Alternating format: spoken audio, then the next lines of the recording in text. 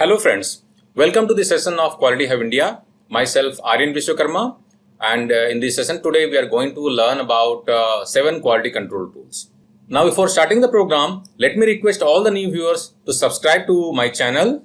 Don't forget to click on the like button and do share the link of the video with your friends and colleagues so that they can also learn something and they can also be part of this journey of excellence. So let's start the program by taking a small introduction about 7 quality control tool.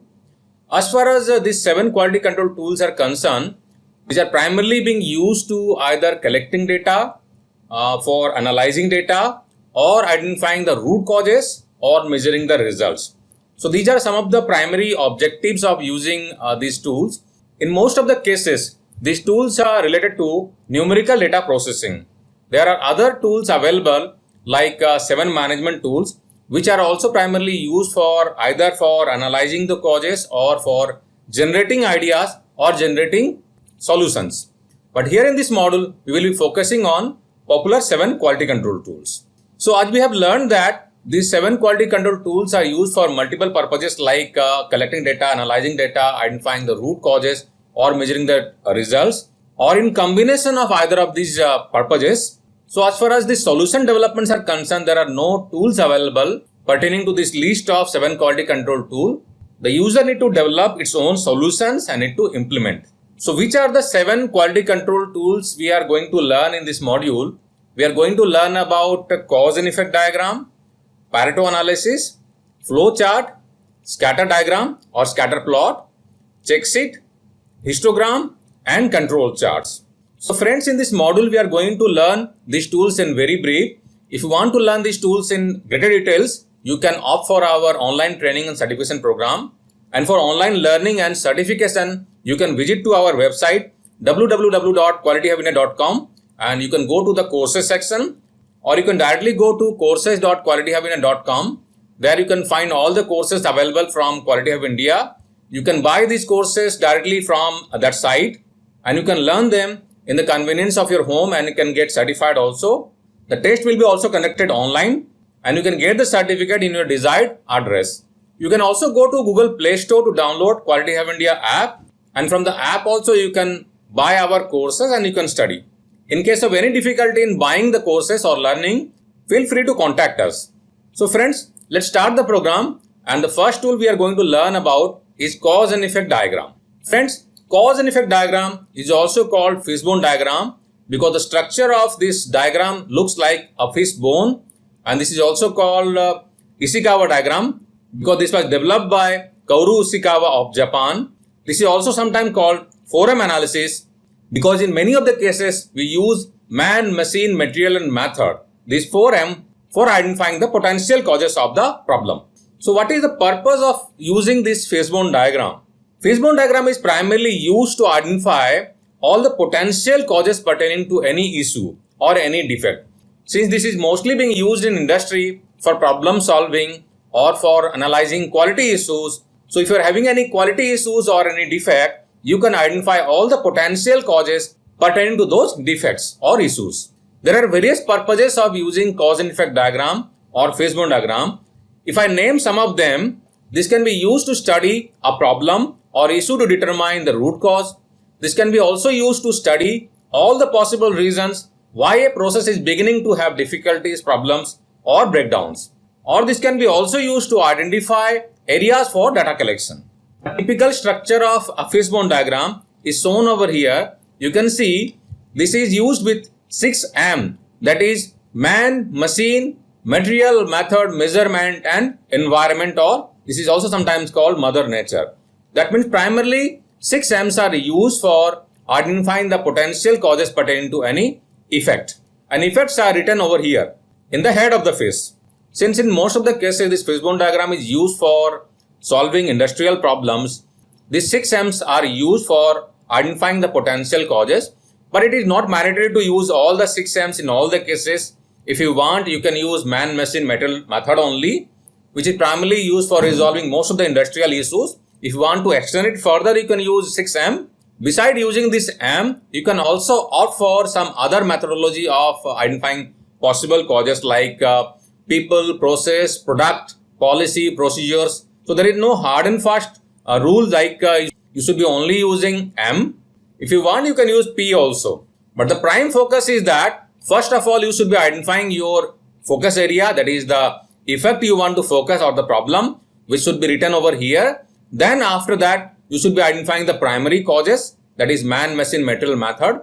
And then pertaining to these primary causes, you should be brainstorming with your team members to identify secondary and then tertiary causes. Now to understand this fishbone diagram as a tool in more details, let's take an example. So friends, you can see one example is shown over here. This is a non-technical example, and the effect we are focusing over here is poor response to customer. So a cross-function team has been formed and the team did a brainstorming, and to start the brainstorming, first of all they have written the effect over here in the fish head. Then pertaining to this effect, they have identified man, machine, material and method, these 4M, which are called primary causes. And then pertaining to these primary causes, they have brainstormed and further identified secondary causes and tertiary causes. So whatever lines are directly linked to the primary causes, those are called secondary causes. For an example here, you can see machine, which is a primary cause. The telephone is a secondary cause which is linked to machine. And pertaining to telephone, there are again tertiary causes and then fourth level causes also being identified. So this depends upon the maturity of the team members resolving this issue or identifying the possible causes. So if your team members are more mature enough, you can identify secondary, tertiary and then fourth level of causes. So let's understand this example, that is poor response to customers, by understanding one portion of this potential causes. So let's focus on machine front. So we can see machine is the primary cause, one of the primary cause, and pertaining to machine there are again numerous secondary causes are there, like telephone. Because of telephone, which is a machine, there are poor response to customers, and because of computer also there are poor response to customers. And again the third one is repair equipment, that is because of repairing equipments there are poor response to customer. Now why because of telephone there are poor response to customer? Because telephones are overloaded at times, there are pulse dial issues, and pertaining to overloading you can see insufficient lines are again a potential cause of failure. So here machine is the primary cause, then telephone is the secondary cause, overloading is the tertiary cause, and then insufficient line is the fourth level of causes. That means because of insufficient line there is overloading on telephones which is pertaining to machine, and this all leads to poor response to customers. So in the same way friends, we can understand that team has done detailed brainstorming to identify various primary, secondary and tertiary causes pertaining to this issue, that is poor response to customer. So friends, generally for a good brainstorming and for a fishbone diagram preparation, it takes around 1 hour if your team are mature enough to identify all the possible causes. But you need to ensure that the team members who are involved in this brainstorming or preparation of fishbone diagram, they are all from the relevant processes. If the people working on the solution front, they are not having relevant exposure to the processes, they won't be contributing suitably. So what are the benefits of using fishbone diagram? Fishbone diagram helps us to identify all the potential or possible causes pertaining to any issue. It also helps us foster teamwork. It also helps us to understand or align people to a common problem, and it also helps us to do a good brainstorming to identify all the possible causes and linking those possible causes to a problem. The second tool we are going to learn is flowchart. The purpose of using a flowchart, it basically helps us to illustrate the sequence of operation required to complete a task. So by making a flowchart, it helps us to draw the process to measure or to improve. It also helps us to identify potential weaknesses in a particular process so that we can discuss in our team and we can also propose possible solution. And by reviewing and identifying the possible flaws in a process, you can also propose the should be process which is needed after improvement phase. There are various benefits of making a flow chart. It helps us identify process improvements. It helps us understand the processes also. At times when there are new joinees in a company, you can use process flow diagram to make them understand about the processes. It's a pictorial diagram most of the time, so it is better for training the people. You can use flowchart to deep dive and to identify the non-value added activities or value added activities. After identification of NVS or non-value added activities, you can further take actions to make improvement upon those non-value added activities. It also helps you clarify working relationship between people and organizations. There are many typical symbols used for making a flow chart, and these are some of the commonly used symbols. The first one, this is symbol for depicting the start or end of a flow chart. In place of this shape, you can also use ovals or round shape also. An arrow is used to connect two processes. A rectangle is used for showing any process steps. And this type of rectangular shape with a wavy base, this is used for showing a process step wherever the documentation needs to be done. And this is a typical decision box represented by a diamond or a rhombus shape. The next tool we are going to learn is check sheet. The primary purpose of using a check sheet is to collecting and organizing measure or counter data. And this data which can be collected using check sheet, this can be further used by other quality control tools. And there are also numerous benefits of using check sheet. Some of them are, this can help us in collecting data in a very systematic and organized manner. This can help us determining the source of a problem, and this can also help us facilitate classification or stratification of data.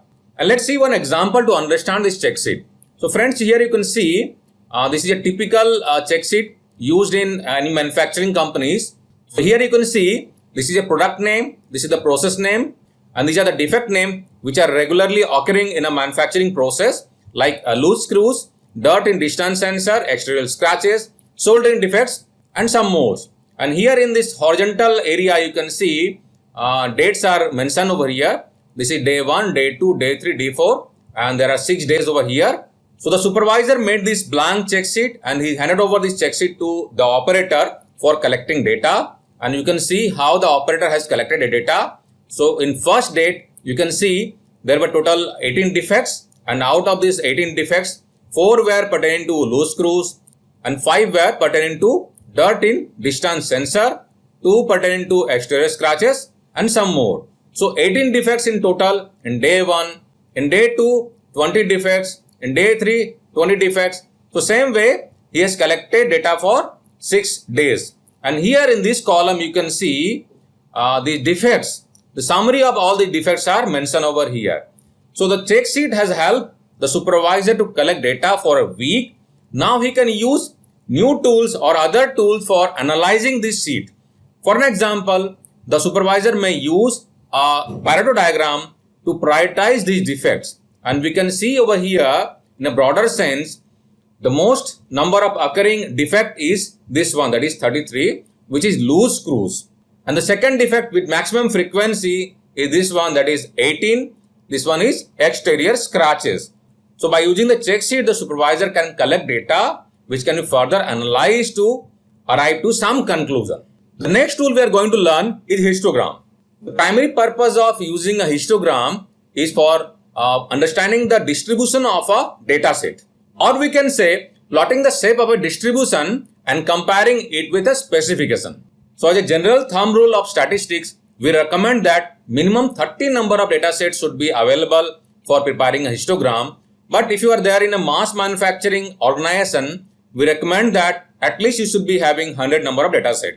Now to understand this histogram as a tool in an easier fashion, let's take one example. So a maintenance head, while visiting to the shop floor, he observes that the operators are complaining about heating of equipment. So he comes back and he asks one of his technicians to take a temperature gun and measure the temperature of each and every equipment twice a day. So the technician takes observations and he fills this kind of Excel sheets, come back and hand over this sheet to the head of the department. Now suppose you are a head of the department, and after looking at this Excel sheet, what do you conclude? So friends, this is very cumbersome and it's very difficult to conclude anything out of this kind of data set. So here in this case, we can use histogram to make some conclusion. So now the technician has been taught about histogram and he goes back and converts those data set into various temperature range, because he knows that the minimum temperature which has occurred is 300 and the maximum temperature which has occurred is 450. So he divides the temperature range into various ranges. So you can see there are 10 ranges are there, which are technically called bin in histogram.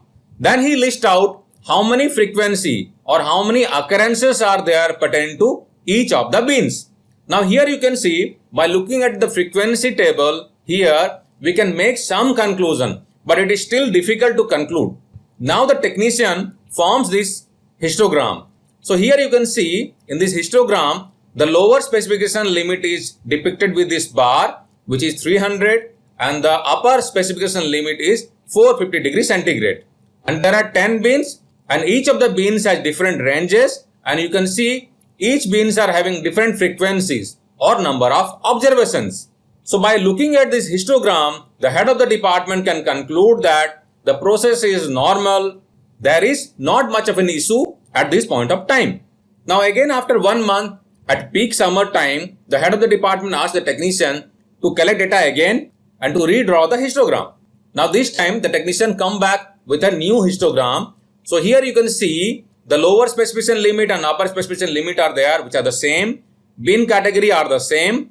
But we can see over here, most of the observations are tilting towards the upper specification limit. So just by looking at this histogram, the head of the department can make a conclusion that the equipments are now getting hotter and some action is to be taken at soft load to make the environment conducive to the equipments. The next tool we are going to learn is Pareto chart. Friends, Pareto chart is one of the most popularly used problem solving tool in industry. This is primarily used for prioritizing the data or prioritizing the issues or prioritizing the solutions. We can also say that it helps a quality improvement project team to identify and focus on the vital few factors.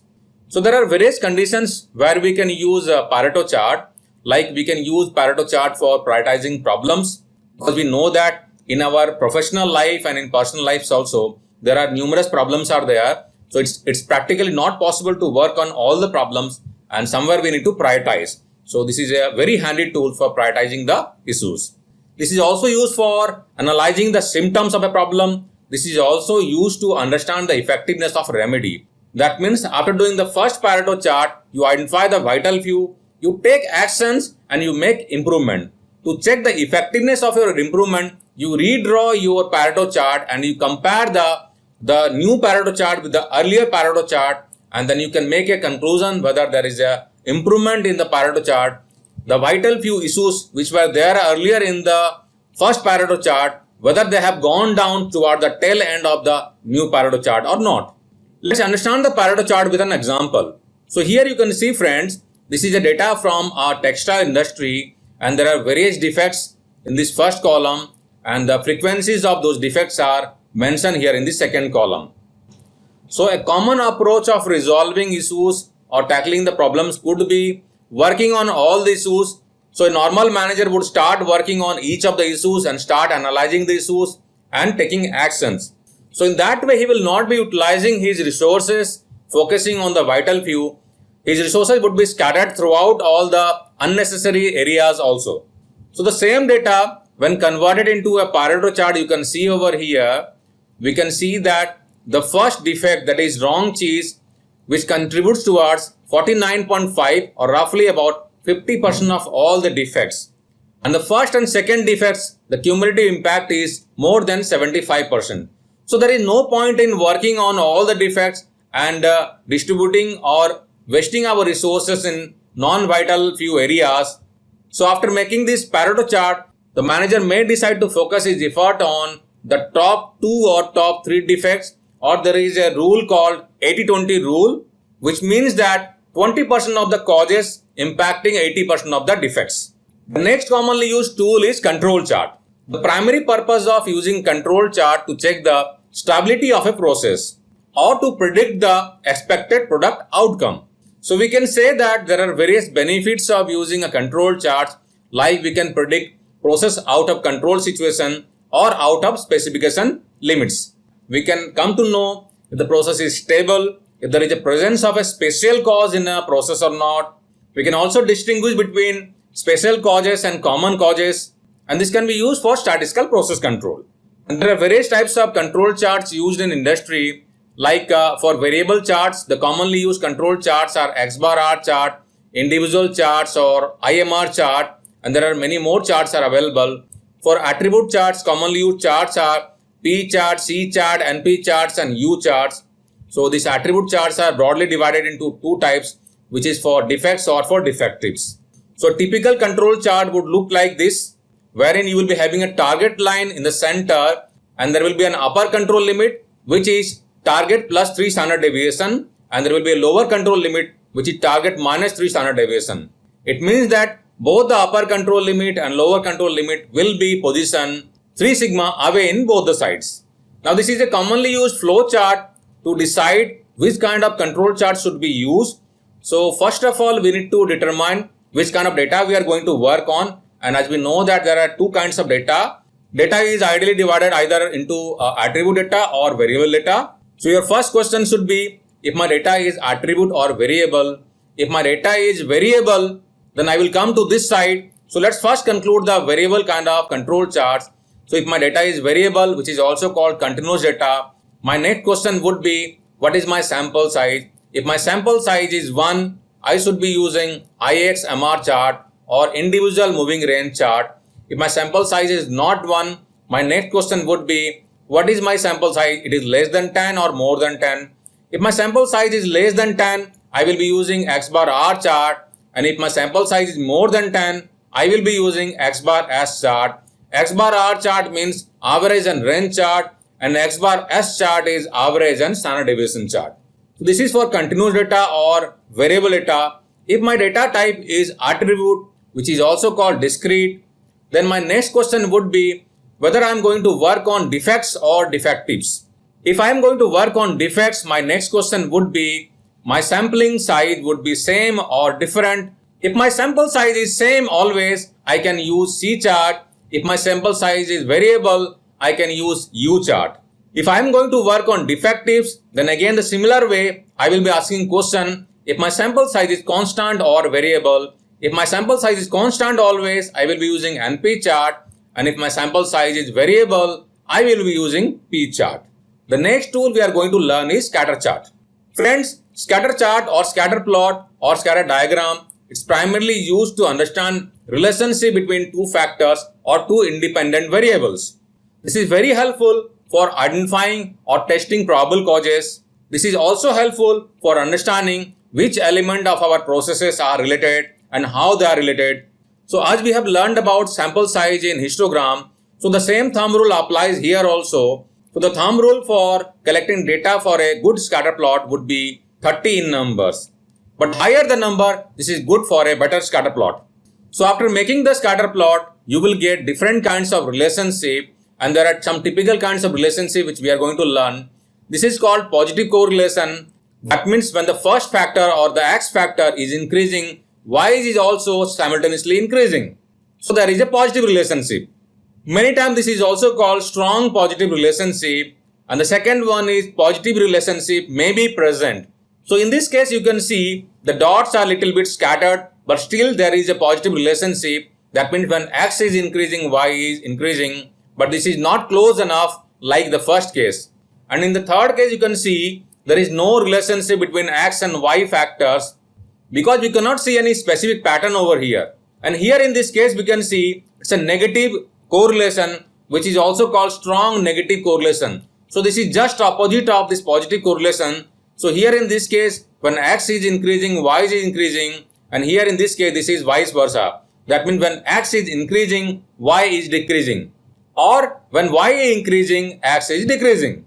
So friend, this is all about 7 quality control in brief. If you want to learn these tools in details, you can opt for our online training and certification program. Do visit to our website www.qualityofindia.com, or you can go to Google Play Store to download Quality of India app to check all our available online training and certification program. Take care friends. Jai Hind.